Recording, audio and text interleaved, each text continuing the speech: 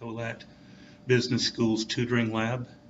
We are working today on Chapter 4 for AC 200, and we're going to discuss several definitional things and several new concepts that come up in Chapter 4. First thing we're going to talk about is purchase and sales returns. Now, on here, I have a point here where I'm talking about purchase is from the buyer's perspective and sales are from the seller's perspective. So same definition, just changes whose perspective it's from. Your purchase sales returns refers to merchandise that a buyer has acquired but subsequently returns to the seller. Purchase sales allowance, a reduction in the cost of defective or unacceptable merchandise. In some cases, the buyer may still be able to sell the merchandise if a large enough allowance is made. Say you have an item being returned that cost $1,000, a big screen TV. They're returning it because it was scratched up and whatnot when it came out of the box. So you could say, I'm going to give you a $400 allowance on this, and then you would go, well, it's $600. I can sell it for $800 as a floor model. I can make some money. I'll keep it. And because you make that sales allowance, you don't have to take a return. And that's an important concept to understand, is because when you make allowances, you may not make as much profit, but you're going to make at least some rather than having it returned wholesale. And especially if it's damaged too badly to resale, then you're going to have it returned. We then have purchase sales discounts, which are used by some companies to incentivize early payment by their credit customers. For example, if you saw the term 315 net 30 on an invoice to your customer, the discount, days allowed to get the discount, and the net days payable can be any number for the company wishes. This could be a 4, 5, 10. This could be 0 to 100. This could be 0 to 100. I mean, these just tell you the percentage. 3% is the discount available for your customer if they pay their debt early, which that is. This is the amount of days that would be that the discount would be available in. So if you sold this on the 1st and the 15th came up and they paid it on the 15th, they would be able to use their discount. If it came in on the 17th, the discount would not count because it would be past the 15 days that you're using to incentivize with. Net 30, which is what that N30 means, that's just the amount of days until the full amount is due. Could you scroll up for me to we're going to talk about FOB shipping point. FOB shipping point, also known as FOB factory, because it's typically you're buying stuff from the factory for your store to become merchandise. But the buyer accepts ownership when the goods leave the seller's place of business. That means when they take it off the dock at the seller's place of business and put it into the delivery truck to be brought to you, it becomes yours. You have to keep count of it in your inventory.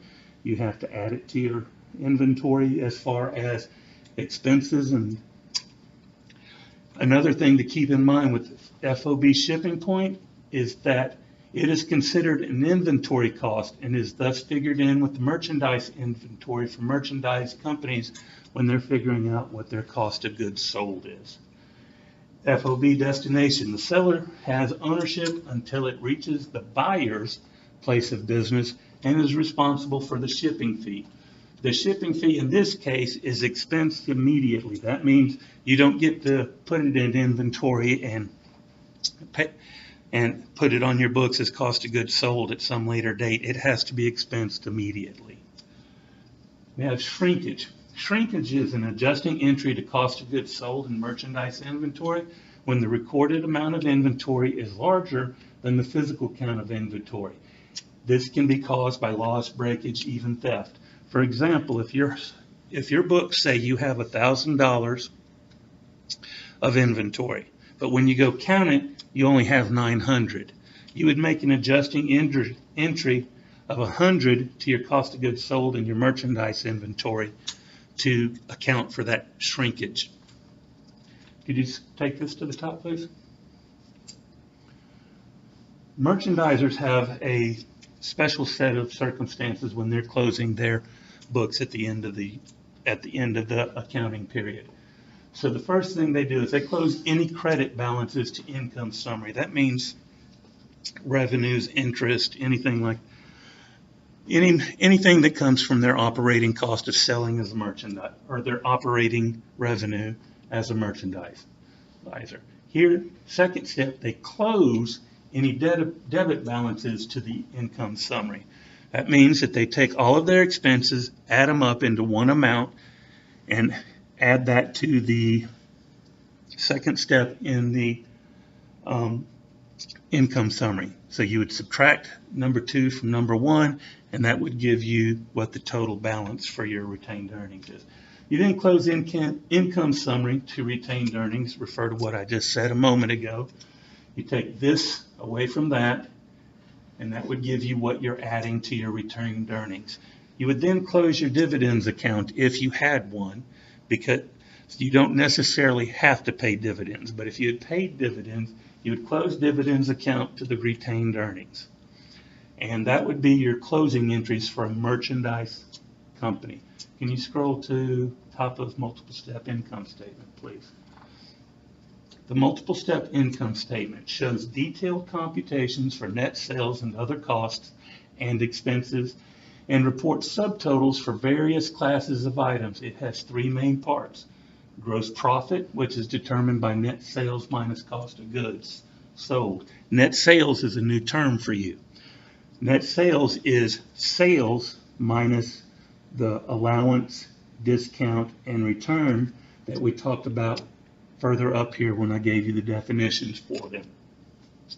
So you would have your sales minus the returns, allowances, and discounts minus cost of goods sold would give you your income from operations. Income from operation, which is determined by your gross profit, which is another way of saying cost of goods sold income, is your gross profit minus operating expenses.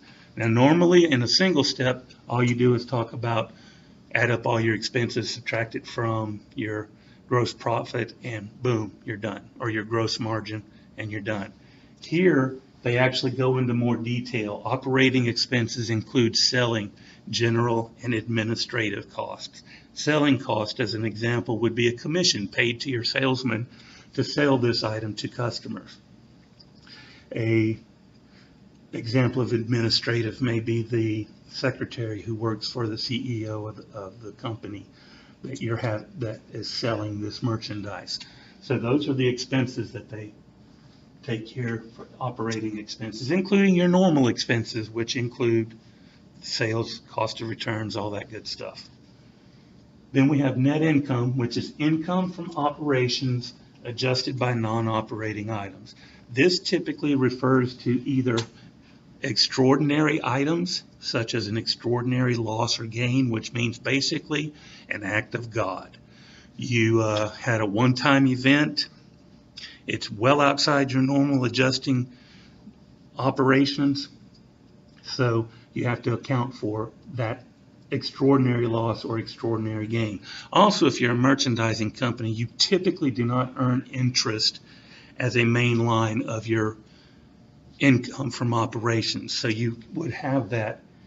This would be income from operation adjusted by non-operating items. Those can be gains or losses. The final things that I want to discuss about in definitional is the acid test ratio and the gross margin ratio. In the acid test ratio, you take cash plus cash equivalents plus short-term investments plus current accounts receivable and divide that by current liabilities. Now there's 2 new terms that you're probably not used to seeing here. Cash equivalents. Cash equivalents are investments that you have held and are maturing within the next 90 days. That means they are the closest thing you have to cash. You have cash, cash equivalents, short-term investments. Now, what makes the difference between a short-term investment and a cash equivalent is the holding term. Here, it's maturing within the next 90 days. Short-term investment, again, is an investment held for sale that is to be earned within the current year, that is 1 year or less away from maturity. Current accounts receivable, as we all know, if you've ran a business, you have some people who have never paid you or are very slow in paying you, and their accounts have aged out. So current accounts receivable means only accounts that are due within the next year. Now, the reason that this is different and doesn't include inventory is you can sell all of these things very quickly and easily to pay your liabilities. Inventory, on the other hand, takes a while. And so this takes out inventory and any what would be considered long-term accounts receivable. You take this complete line, add them all up, and divide that by your current liabilities. Now, as an analyst, you want to see that at 1 or greater, because that means you have the ability out of your own quickly available cash or cash equivalents or investments to pay off all of your current liabilities. Gross margin ratio is net sales minus cost of goods sold divided by net sales. Now, what I'm going to do next is we're going to pull up the Excel sheet, and I'm going to go through some of these, and these are going to come straight out of your textbook. So for the first asset test ratio, we're going to go to page 178, exhibit 4.17. Total quick assets. That's what I was telling you about: cash, cash equivalent, short-term investments, and current accounts receivable. That's what, for this company on that page, their current or their total quick assets is $1,920,000. You divide it by your total current liabilities, which on that sheet is $2,756,000, and that gives you a return. Sorry for the dollar sign there. It's kind of a part of me trying to make this all money for the entries. But you have a 0.70, which means that you are fairly close to having enough cash on hand to pay all of your debts if they got called immediately. But analysts or investors who are looking at your stock want to see that as close to 1 or higher than 1 as possible. A good company to look at would be somebody like Apple. Apple carries somewhere in the neighborhood of $50 billion in their quick assets. So they have a lot of money and can pay off any of their bills immediately. We're going to talk about gross ratio now. That is net sales minus gross margin gives you the numerator, which on this one is $17,690 minus $6,218. I do believe this was supposed to be in millions, and I just didn't put it down right. But anyways, we're just going to go like it's in the thousands. So that gives you $11,472 as your numerator.